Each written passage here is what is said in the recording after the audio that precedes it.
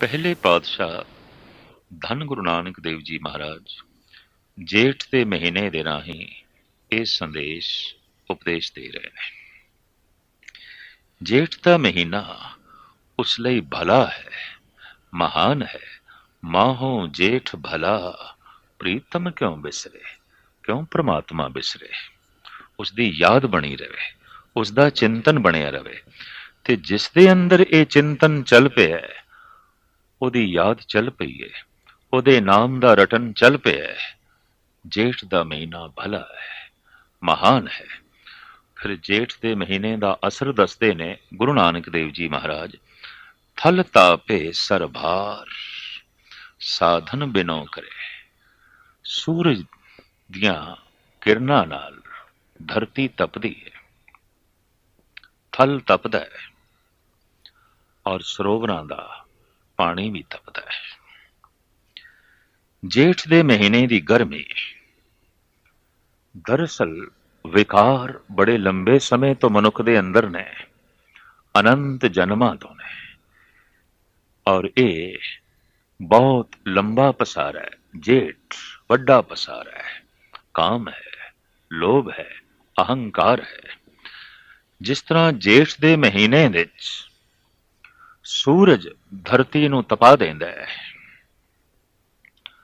ਔਰ ਸਰੋਵਰਾਂ ਦਾ ਪਾਣੀ ਗਰਮ ਹੋ ਜਾਂਦਾ ਹੈ, ਇਸੇ ਤਰ੍ਹਾਂ ਵਿਕਾਰਾਂ ਦੀ ਗਰਮੀ ਮਨੁੱਖ ਦੇ ਹਿਰਦੇ ਨੂੰ ਤਪਾ ਦਿੰਦੀ ਹੈ। ਕ੍ਰੋਧ ਤਪਾ ਦਿੰਦਾ ਹੈ, ਕਾਮ ਤਪਾ ਦਿੰਦਾ ਹੈ, ਅਹੰਕਾਰ ਤਪਾ ਦਿੰਦਾ ਹੈ। ਤਪੀ ਹੋਈ ਹਿਰਦੇ, ਤਪੀ ਹੋਈ ਧਰਤੀ, ਤਪੇ ਹੋਏ ਹਿਰਦੇ ਦੇ ਉੱਤੇ ਜੈਸੇ ਵੀ ਕੋਈ ਪ੍ਰਭੂ ਦੇ ਨਾਮ ਦੀ ਬੂੰਦ ਪਵੇ, ਟਿਕਦੀ ਨਹੀਂ। ਹਿਰਦਾ ਬਹੁਤ ਤਪਿਆ। ਸਤਸੰਗ ਤੋਂ ਪੂਰਨ ਸ਼ਾਂਤੀ ਲੱਭਣੀ ਉਸ ਲਈ ਔਖੀ ਹੋ ਜਾਂਦੀ। ਇੱਕ ਸੰਘਰਸ਼ ਚੱਲਦਾ ਹੈ। ਇੱਕ ਪਾਸੇ ਵਿਕਾਰਾਂ ਦੀ ਤਪਸ਼, ਇੱਕ ਪਾਸੇ ਬਾਣੀ ਦੀ ਫੁਹਾਰ। ਜੇਠ ਦਾ ਮਹੀਨਾ ਕੁਝ ਇਸ ਤਰ੍ਹਾਂ ਦੀ ਹਾਲਤ ਦਾ ਹੁੰਦਾ ਹੈ, ਵੱਡਾ, ਬਹੁਤ ਵੱਡਾ, ਬਹੁਤ ਵੱਡਾ। ਖੁਸ਼ੀ ਵੀ ਹੈ, ਇੱਕ ਦੁੱਖ ਵੀ ਹੈ। ਦਿਨ ਬਹੁਤ ਵੱਡਾ ਹੈ, ਪਰ ਦਿਨ ਤਪਿਆ ਹੋਇਆ ਹੈ, ਧਰਤੀ ਤਪੀ ਹੋਈ ਹੈ। ਸਮਾਂ ਤੇ ਬਹੁਤ ਮਿਲ ਗਿਆ, ਜੀਵਨ ਤੇ ਲੰਬਾ ਮਿਲ ਗਿਆ, ਪਰ ਹਿਰਦੇ ਦੀ ਧਰਤੀ ਤਪੀ ਹੋਈ, ਬਹੁਤ ਤਪੀ ਹੋਈ, ਬਹੁਤ ਤਪੀ ਹੋਈ। तो साहब फरमान कर देने, थल तापे सरभार, साधन बिनो करे। ये जीव रूपी स्त्री बेनती कर दिए, हे प्रभु हृदय बहुत तप गया है, अशांत है, बेचैन है। जैसे जेठ ਦੇ ਮਹੀਨੇ ਵਿੱਚ ਅਸੀਂ ਤਪੀ ਹੋਈ ਜ਼ਮੀਨ ਦੇਖਦੇ ਹਾਂ, ਵਿਕਾਰਾਂ ਵਿੱਚ ਤਪੇ ਹੋਏ ਅਸੀਂ ਹਿਰਦੇ ਦੇਖਦੇ ਹਾਂ। ਪ੍ਰਕਿਰਤਿਕ ਜ਼ਮੀਨ ਦੇ ਉੱਤੇ ਨਿਯਮ ਪੂਰਵਕ ਇੱਕ ਇੱਕ ਮਹੀਨਾ 30 ਜਾਂ 31 ਦਿਨ ਰਹਿੰਦਾ ਹੈ, ਪਰ ਜੇਠ ਦਾ ਮਹੀਨਾ ਮਨੁੱਖ ਦੇ ਹਿਰਦੇ ਵਿੱਚ ਕਿਤਨੇ ਕੁ ਦਿਨ ਰਵੇਗਾ, ਇਹ ਗਿਣਤੀ ਮਿਣਤੀ ਤੋਂ ਪਰੇ ਦੀ ਗੱਲ ਹੈ। ਉੱਥੇ ਸਮਾਂ ਕਿਸੇ ਹੋਰ ਗਰਦਿਸ਼ ਨਾਲ ਚੱਲਦਾ ਹੈ। ਹਿਰਦੇ ਦੀ ਗਣਤ ਕੁਛ ਹੋਰ ਹੈ। ਕਿਸੇ ਹਿਰਦੇ 'ਚ ਸਾਵਣ ਬਣ ਗਿਆ ਤਾਂ ਸਦੀਵੀ ਸਾਵਣ। ਜੈਸੇ ਨਾਮਦੇਵ ਕਹਿੰਦੇ ਨੇ, ਬਿਨ ਸਾਵਨ ਘਨ ਹਰ ਗਾਜੇ। ਇਸੇ ਤਰੀਕੇ ਨਾਲ ਕਿਸੇ ਦੇ ਮਹੀਨੇ 'ਚ ਅੱਸੂ ਬਣ ਗਿਆ ਤਾਂ ਅੱਸੂ ਸਦੀਵੀ ਹੋ ਗਿਆ। ਜੇਠ ਬਣ ਗਿਆ ਤਾਂ ਜਨਮ ਤੋਂ ਲੈ ਕੇ ਮਰਨ ਤੱਕ ਅੰਦਰ ਜੇਠ ਹੀ ਬਣਿਆ ਹੋਇਆ ਹੈ। ਹਿਰਦਾ ਤਪਿਆ ਹੋਇਆ ਹੈ, ਅਸ਼ਾਂਤ ਹੈ। ਬਾਹਰ ਸਮੇਂ ਦੀ ਗਤੀ ਕਿਸੇ ਹੋਰ ਢੰਗ ਨਾਲ ਨਾਪੀ ਜਾਂਦੀ ਹੈ, ਹਿਰਦੇ ਦੇ ਤਲ ਦੇ ਉੱਤੇ ਸਮੇਂ ਦੀ ਗਤੀ ਕਿਸੇ ਹੋਰ ਚਾਲ ਨਾਲ ਚੱਲਦੀ ਹੈ। ਉਹਦੇ ਨਾਪ ਤੋਲ, ਉਹਦੀ ਪੈਮਾਇਸ਼ ਅਲੱਗ ਹੈ। ਹੋ ਸਕਦਾ ਹੈ ਕੋਈ ਮਨੁੱਖ ਜੀਵਨ ਭਰ ਜੇਠ ਦੇ ਚ ਰਵੇ, ਤਪਸ਼ ਦੇ ਚ ਰਵੇ, ਤੋ ਕ੍ਰੋਧ, ਅਹੰਕਾਰ ਤੇ ਲੋਭ ਇਹ ਭਯੰਕਰ ਗਰਮੀ ਪੈਦਾ ਕਰਦੇ ਨੇ ਔਰ ਹਿਰਦਾ ਤਪ ਜਾਂਦਾ ਹੈ। ਔਰ ਐਸੀ ਹਾਲਤ ਦੇ ਚ ਜੀਵ ਇਸਤਰੀ ਪਰਿਪੂਰਨ ਪ੍ਰਮਾਤਮਾ ਦੇ ਅੱਗੋਂ ਫਰਿਆਦ ਕਰਦੀ ਹੈ, हे परिपूर्ण परमात्मा रहमत कर, बख्शिश कर, हिरदा शीतल कर, धरती ਨੂੰ ਠੰਡਾ ਕਰ।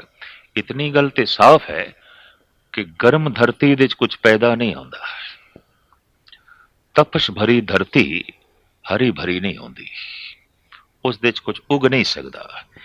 ਇਸੇ ਤਰੀਕੇ ਨਾਲ ਲੋਭ, ਕਾਮ, ਅਹੰਕਾਰ ਤੇ ਨਾਲੇ ਕ੍ਰੋਧ, ਮੋਹ ਵਿੱਚ ਤਪੇ ਹੋਏ ਹਿਰਦੇ ਦੇ ਅੰਦਰ ਅਧਿਆਤਮਕ ਗੁਣਾਂ ਦੇ ਬੂਟੇ ਅੰਕੁਰਿਤ ਨਹੀਂ ਹੁੰਦੇ, ਉੱਥੇ ਫੁੱਲ ਤੇ ਫਲ ਪੈਦਾ ਨਹੀਂ ਹੁੰਦੇ।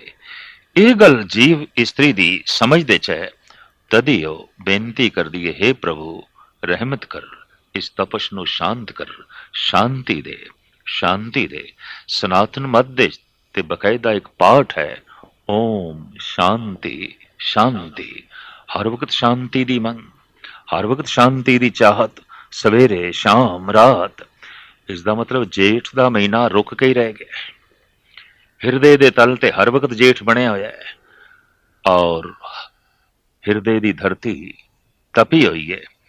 तो जीव स्त्री बेनती कर दिए, हे प्रभु शांति दे, इस तपश ਨੂੰ शांत कर, इस गर्मी ਨੂੰ शांत कर।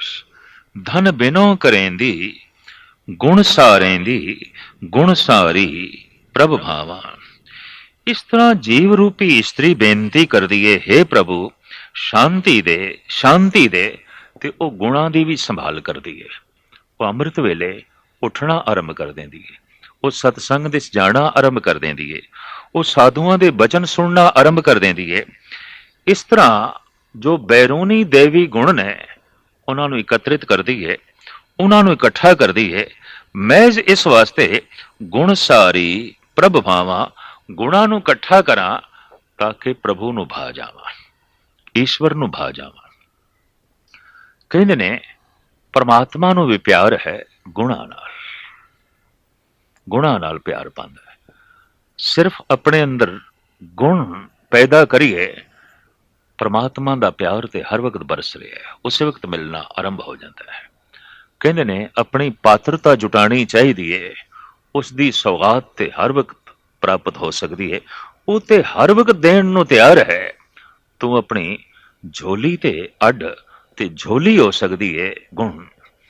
ਤੋ ਇਸ ਤਰ੍ਹਾਂ ਜੀਵ ਰੂਪੀ ਇਸਤਰੀ ਅੰਮ੍ਰਿਤ ਵੇਲੇ ਉੱਠਣਾ ਆਰੰਭ ਕਰ ਦਿੰਦੀ ਹੈ, ਸਤਸੰਗ ਦੇ ਜਾਣਾ, ਪ੍ਰਭੂ ਦੇ ਗੁਣਾਂ ਦਾ ਚਿੰਤਨ, ਉਹਦੀ ਯਾਦ ਦੇ ਜੁਹੇ ਰਹਿਣਾ, ਮਹਿਜ਼ ਇਸ ਵਾਸਤੇ ਕਿ ਸ਼ਾਇਦ ਪ੍ਰਭੂ ਨੂੰ ਭਾ ਜਾਵਾਂ, ਸ਼ਾਇਦ ਪ੍ਰਮਾਤਮਾ ਨੂੰ ਮੈਂ ਚੰਗੀ ਲਗਾ। ਸਾਚੇ ਮਹਿਲ ਰਹੇ ਬੈਰਾਗੀ, ਆਵਣ ਦੇ ਤਾਂ ਆਵਾਂ। ਮਨ ਦੇ ਵਿੱਚ ਬੈਰਾਗ ਪੈਦਾ ਹੋ ਗਏ, ਜਿਸ ਨੂੰ ਬਾਰ-ਬਾਰ ਯਾਦ ਕਰੀਏ, ਯਾਦ ਬਿਰਹੇ ਬਣ ਜਾਂਦਾ ਹੈ। ਬਿਰਹੇ, ਵਿਛੋੜਾ।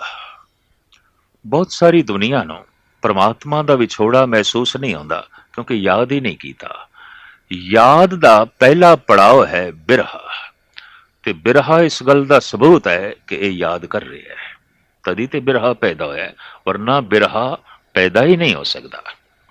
जितने धार्मिक गुण ने, इन्हां गुणां विच बिरहे नूं बाबे फरीद ने सुल्तान कह दिता है, बादशाह कह दिता है। बिरहा बिरहा आखिए, बिरहा तू सुल्तान फरीदा, जित तन बिरहे ना उपजे, सो तन जान मसा। बिरहों कुठी जीव स्त्री बार बार फरियाद कर दी है, जोदड़ी कर दी है, अरदास कर दी है। भगत कबीर जी इसनों इंज बयान करते ने, कहत कबीर हर चरण दिखाओ, पाछे ते जम क्यों ना पठाओ।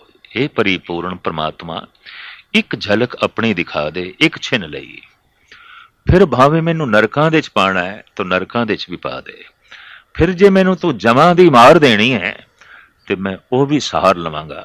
तेरे दर्शनां दी एक छिन दी झलक इतनी सहन शक्ति पैदा कर देवेगी, इतना बर्दाश्त दा मादा पैदा कर देवेगी कि मेरे लिए नरक भी स्वर्ग बन जाएगा, मेरे लिए सारे दुख सुख बन जाणगे। तो इस तरीके दे नाल जीव रूपी स्त्री याद करदी होई हिरदे विच बैराग नूं धारण करदी है, बिरहा पैदा हुंदा है, ते इंज हथ जोड़ के कहंदी है, आवण दे ਤਾਂ ਆਵਾਂ। हे प्रभु अपने महल दे जे मैनू तू आवण देवें ਤਾਂ ਹੀ ਮੈਂ ਆ ਸਕਦੀ ਹਾਂ।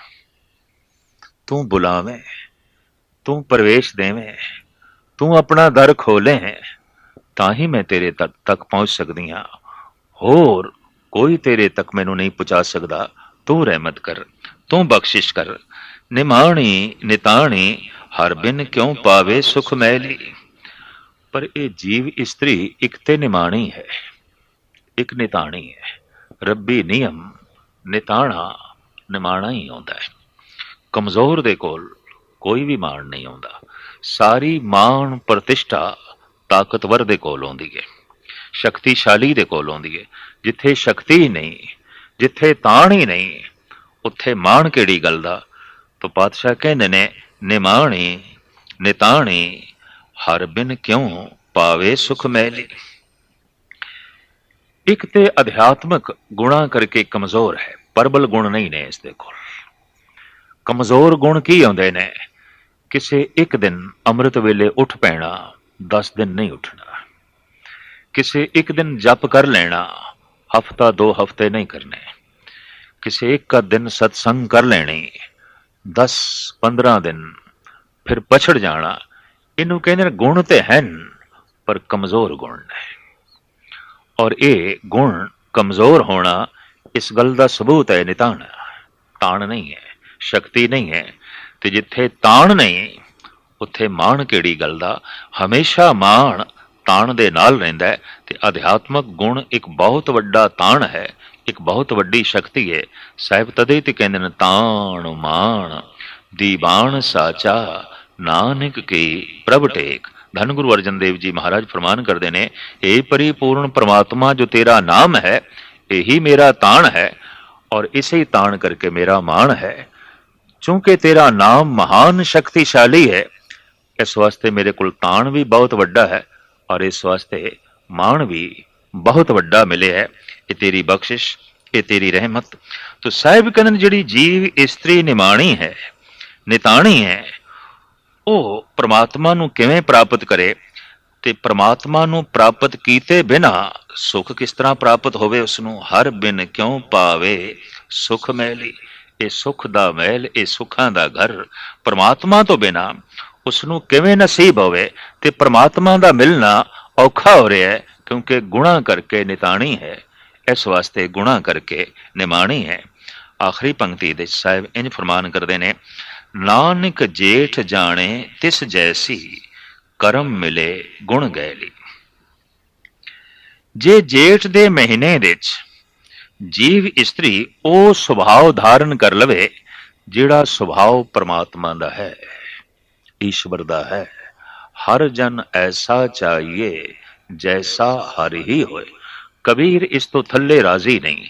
ਕਬੀਰ ਕਹਿੰਦੇ ਨੇ ਹਰੀ ਦਾ ਭਗਤ ਐਸਾ ਚਾਹੀਦਾ ਹੈ जैसा कि हरि है, जैसा कि परमात्मा है।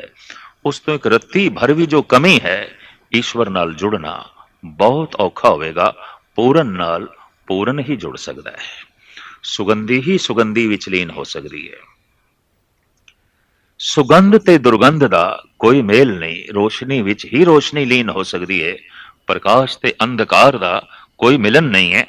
इस वास्ते साहिब कहते जेठ दे महीने विच जीव इस्त्री ਨੂੰ ਉਪਦੇਸ਼ ਕਰਦੇ ਹੋਇਆ, ਜੇ ਕਿਧਰੇ ਜੀਵ ਇਸਤਰੀ ਐਸੀ ਹੋ ਜਾਏ ਜੈਸਾ ਕਿ ਪਰਮ ਪੂਰਨ ਪ੍ਰਮਾਤਮਾ ਆਪ ਹੈ, ਈਸ਼ਵਰ ਆਪ ਹੈ, ਉਸ ਦਾ ਇਹ ਸੁਭਾਅ ਧਾਰਨ ਕਰ ਲਵੇ ਤਾਂ ਫਿਰ ਇਸ ਦੇ ਉੱਤੇ ਕਰਮ ਹੋ ਸਕਦਾ ਹੈ, ਬਖਸ਼ਿਸ਼ ਹੋ ਸਕਦੀ ਹੈ, ਰਹਿਮਤ ਹੋ ਸਕਦੀ ਹੈ।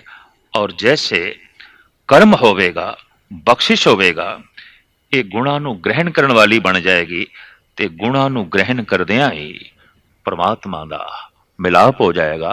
परमात्मा गुणा का सागर है और जद भी कोई मनुख अपने हिरदे नूं गुणा नाल भर लैंदा है तो गुणा दे सागर दी लीनता नसीब हो जाती है।